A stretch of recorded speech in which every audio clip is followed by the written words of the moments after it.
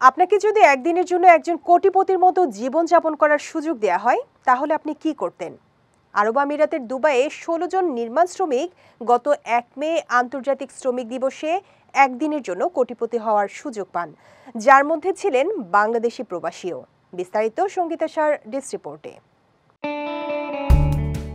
মধ্যপ্রাচ্যের সংবাদ মাধ্যম খালিজ টাইমস গত ৪ মে এক প্রতিবেদনে জানিয়েছে, এই ১৬ জন প্রবাসী নির্মাণ শ্রমিক তাদের জামস্যুট খুলে স্যুটকোট, দামি জুতা, চশমা পরেন। এছাড়া প্রত্যেককে দেয়া হয় দামি ব্যাগ। তারা এরপর চড়েন বিশ্বের সবচেয়ে দামি গাড়িগুলোতে। এইসব গাড়িতে করে দুবাইয়ে ঘুরে বেড়ান। তাদের প্রথম গন্তব্য ছিল দুবাই মারিনা। সেখানে তারা একটি বিলাসবহুল প্রমোদতরীতে পার্টি করেন। এছাড়া নিজেরা মিলে একটি কেক কাটেন। ওই দিন তারা ঘুমান একটি ৫ তারকা হোটেলে। এছাড়া সবচেয়ে দামি জায়গা থেকে তাদের জন্য খাবার আনা হয়।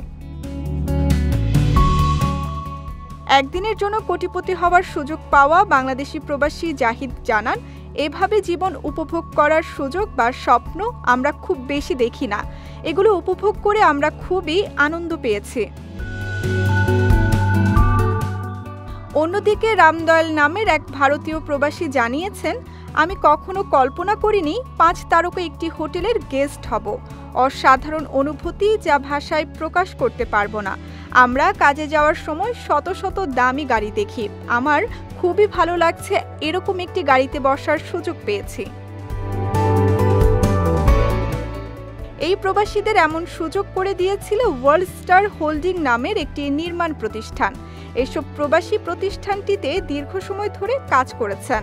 যারা সবচেয়ে ভালো কাজ করেছেন তাদের এমন উপহার দিয়ে সম্মানিত করেছে প্রতিষ্ঠানটি।